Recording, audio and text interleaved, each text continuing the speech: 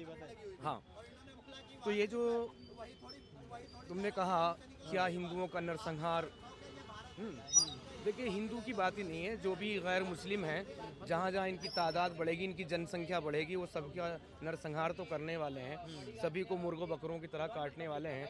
लेकिन मैंने जो देखी ये घटना बांग्लादेश में, जो एक हिंदू लड़का दीपू, उसको ऊपर ईश निंदा का, गुस्ताखी का इल्ज़ाम लगा, जिहादियों ने, जंगलियों ने, इन सुअरों ने, इन सुअरों की भीड़ ने जिस तरह से मारा है, जिस तरह से मारा है, मतलब देखा नहीं गया। और उसके घर वालों का, उनकी फैमिली का रोना पीटना तड़पना। अब ये देखो, जो उनका कहना था सीधा सीधा फैमिली का कि अगर हाँ हमारे बच्चे ने कुछ ऐसी गलती, ऐसी हरकत की भी थी तो पुलिस में, प्रशासन में उसकी रिपोर्ट दर्ज करते। बिल्कुल। हाँ, ये किस लिए बना के रखे हो अपना संविधान, किस लिए बना के रखे हो ये कानून, फिर पूरी तरह शरिया लॉ लागू करो वहाँ पे। लेकिन भीड़ ने जिस तरह से मारा है उस शख्स को, मतलब मेरी अंदर से आत्मा रो रही है। अच्छा। और इन्होंने भी गुस्ताखी कर दी है, बताएं कि अल्लाह क्या? के लिए, क्या? क्योंकि एक भूल रहा हूँ मैं साहबा का नाम, कि जब एक को मारा, मुर्तद को मारा था वो, एक्स मुस्लिम को, मगर गुस्ताखी करने वाले की भी सजा मौत है। अच्छा। तो मारने का हुक्म तो है इनको, हाँ। लेकिन जलाने का हुक्म नहीं इनको, क्योंकि हाँ। जलाने का काम अल्लाह का है, अल्लाह। जलाने का काम अल्लाह का है। तो इन्होंने भी अपना अल्लाह की गुस्ताखी की है। हाँ, कुल मिला के देखो, जब तक ये किताब इस दुनिया में, कुरान मौजूद है, तब तक इस दुनिया में इंसानियत बाकी नहीं रहेगी, इंसानियत का नामो निशान मिटता रहेगा। कमियां सब में है। अब ये यहाँ के मौलाना क्या कह रहे हैं, हरामी, कि देखिए जय श्री राम कह के भी तो किसी को मारा है, मॉब लिंचिंग हुई है, मैंने सारी बातें तुम्हारी मान ली, ठीक है। अरे भाई, इधर 2 केस है तो उधर 200 है, इधर 2 है तो उधर 200 है।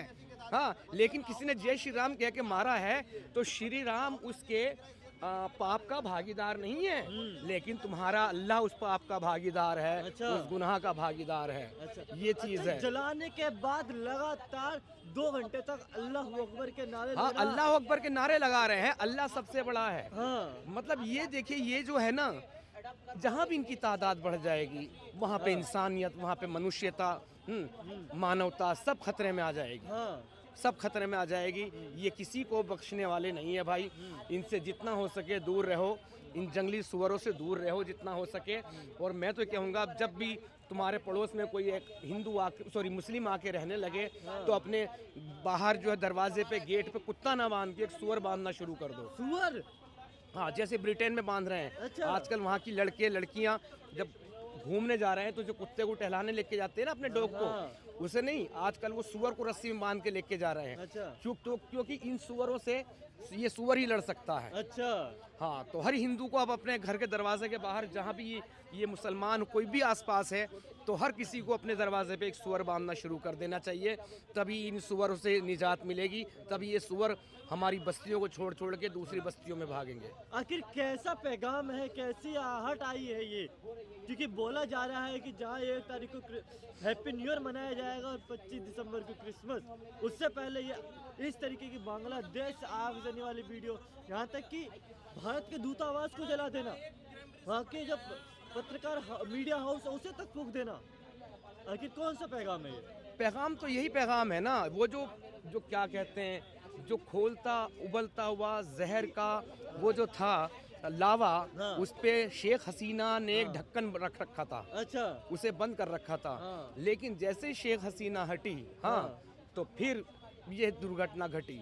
ये तो बहुत पहले से हो जाता, अब सहारा मिल गया उसको पाकिस्तान का। हाँ। वही पाकिस्तान जिन्होंने इतने बलात्कार विश्व में कहीं ना हुए हों जितने उन्होंने किए हैं। और खाली हिंदुओं के साथ ही नहीं किए, बलात्कारी देखता नहीं है किसी को, मुस्लिमों के साथ भी बहुत किए।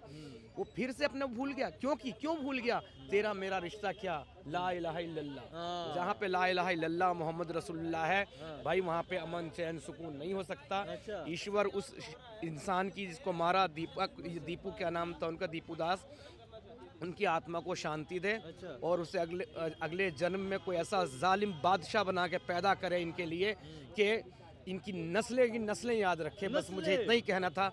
जय हिंद, वंदे मातरम। भारत के विपक्ष अभी चुप है। अब भारत के विपक्ष चुप क्यों है आखिर इस पर, जो सेकुलर के नाम पे बहुत ज्यादा बोलते हैं? देखिए भारत का विपक्ष भी चुप रहेगा, लेकिन बॉलीवुड बोलेगा। बॉलीवुड भी कहाँ बोल हाँ, रहा है? नहीं सॉरी, दोबारा से इसको कट। बॉलीवुड दूसरे में बोले थे, वो दूसरे मैटर में। हाँ, देखिए भारत का विपक्ष तो हमेशा से चुप रहेगा। हाँ, अगर इस तरह से किसी मुसलमान को मारा होता हिंदुओं ने, अच्छा। तो पूरा विपक्ष एकजुट एक साथ आके खड़ा हो जाता। ये इंसानियत का कत्ल किया है जी, मानवता का कत्ल किया है जी, ये अच्छा नहीं किया जी, ये भगवा वो चल रहा है, क्या कहते हैं, भगवा आतंकवादी। भगवा आतंक चल रहा है, ये हो रहा है, वो हो रहा है, पूरा विपक्ष चिल्लाने लगता। पूरा बॉलीवुड चिल्लाने लगता। बिल्कुल। बड़े बड़े बिजनेसमैन चिल्लाने लगते। लेकिन यहाँ पर कोई कुछ नहीं बोलेगा। क्यों नहीं बोलेगा? क्योंकि वोट बैंक खतरे में आ जाएगा, है ना।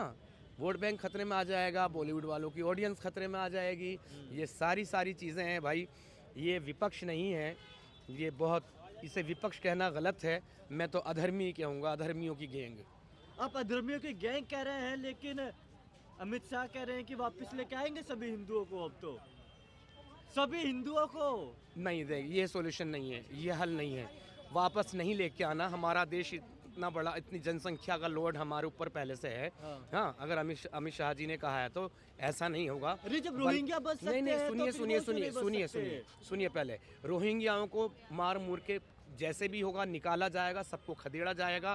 और बांग्लादेश में जो ये कर रहे हैं, ईंट का जवाब भारत को पत्थर से देना होगा। अच्छा, बस यही एक इलाज है। उन हिंदुओं को वहीं पे बसाया के जाएगा, उनको एक अलग देश दिलवाया जाएगा। ओबीसी साहब इतना बोलने वाले व्यक्ति, न वो यहाँ तो सभी चुप रहेंगे। ये बात पूरी कर लूं। एक दूसरा बांग्लादेश, एक हिंदू बांग्लादेश भी बनेगा दूसरा, तभी ये सब कुछ होगा, वरना इससे पहले कुछ हल नहीं है। अच्छा, जिसको लेकर के बांग्लादेश में इतनी हिंसा हो रही थी, उस व्यक्ति ने बांग्लादेश का एक नया मैप लॉन्च करा था, जिसमें कि भारत के भी कई हिस्सों को बांग्लादेश में मिला दिया गया। नहीं, इनका तो सुअरों का काम है ना, कि जहाँ भी इन्हें देखे हराम का खाने की आदत है। इन्हें तो चाहिए ना जमीन घेरना, लैंड जिहाद। यहाँ कितना चल रहा है? अच्छा, कितना चल रहा है भाई। तो इनको तो आदत है, अपनी आदत से मजबूर हैं। इन्हें तो मौका मिलना चाहिए बस कब्जा करने का। कब्जा कर रहे हैं। ऐसे क्या पूरे ही मतलब उस पे भाई, अरब किसका था? अरब में ईसाई भी थे, यहूदी भी थे, वहाँ मूर्ति पूजक जिन्हें बुत परस्त बोलते हैं वो भी थे। सब कहाँ गए, कहाँ गायब हो गए? कौन सा उन्हें सुनामी निकल गई? ये इस्लामी तो निकल गया उन सबको। हाँ, ऐसा क्या, ऐसा इस्लाम में कि सीधा भाई इस्लाम किसी और को वहाँ पर इजाज़त नहीं देता, क्योंकि कुरान के मुताबिक अगर गैर मुस्लिम वहाँ पे रहेंगे तो जजिया देंगे, और जलील होके जजिया देंगे, जलील होके। तो वो कर रहे हैं। अच्छा, और जजिया क्या है? गुंडा टैक्स है।